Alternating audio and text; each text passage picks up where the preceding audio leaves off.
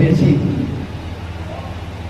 এই বিভিন্ন সংগঠনে বাংলাদেশের মন্ত্রী এবং সচিব এবং স্পিকার তাদের সাথে আমি প্রতিনিধিত্ব দৃষ্টিতে বক্তব্য প্রেরণ করছি। কোথাও সভাপতি ছিলাম, কোথাও বিশেষ অতিথি ছিলাম, কোথাও উদ্বোধক ছিলাম। আমি এই কথাগুলো কেন শেয়ার করি, এই যে মুখগুলা দুই একজন ছাড়া প্রত্যেককে আমার হৃদয়ের হারে হারে প্রত্যেকটা মানুষের রক্ত জড়ে আছে। দুই একজন ছাড়া, দুই একজন, তিনজন হবে না, দুই একজন ছাড়া এমন কোনো ব্যক্তি বলতে পারবে না যার রক্তের সাথে যার পরিবারের কোন দিকে জানালা কোন দিকে ঘর আমি বাবুল বলতে পারবো না। এটা আমি অহংকারের সহিত বলতে পারবো। আমার বাড়ি ভোলা জেলা, ভোলা জেলা চরপেশরে। এই চরপেশরে আমার জন্ম। 14 ভাই বোন আমরা, আমি 10। আমার বাবা চরপেশর সরকারি কলেজের অধ্যক্ষ ছিলেন, মুক্তিযোদ্ধা ছিলেন।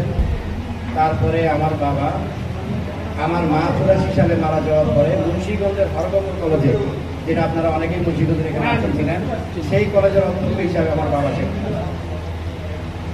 সেখানে এসে সেই সিরাজদি খানের সাবেক এমপি মহিউদ্দিন তার ছোট বোনকে আমার বাবা বিয়ে করেন। আমার মা মারা যায় 84 সালে। প্রথম ঘরে আমরা 9 ভাই 2 বোন।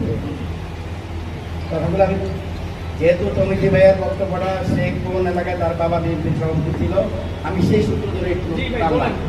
সবাই জানার দরকার আছে এই মানুষটাকে আমি কেন আনলাম, কেন তাকে যে জড়ায় ধরলাম, কেন আপনাদের মাঝে আনলাম, সেটা আমার বলার দরকার আছে।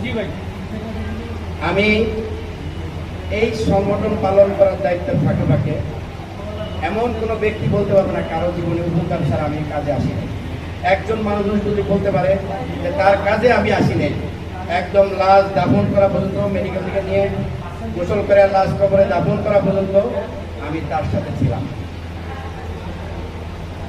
প্রথম কথা হইল এই 14 ভাই বোনের আমার বাবা মুন্সিগঞ্জে এসে বিয়ে করে সিরাজদি খান, তারপরে হরগঙ্গ কলেজের অধ্যক্ষ হিসেবে আমার বাবা সেখানে মারা যায় 2008 সালের 26শে জানুয়ারি। আর আমার মা মারা যায় 84 সালে। এই 14 ভাই বোনের মধ্যে আমি 10। আমার বড় ভাই একেএম আব্দুল সালাম, আমার মেজো ভাই মেজবাউদ্দিন। আমার বড় ভাই ছিলেন যোগাযোগ মন্ত্রণালয়ের সচিব, আমার মেজো ভাই মেজবাউদ্দিন ছিলেন ক্রীড়া ও যুব মন্ত্রণালয়ের সচিব, সর্বশেষে বিদ্যুতের সচিব হিসেবে রিটায়ারমেন্ট হয়ে গেছেন। এই অফিসার্স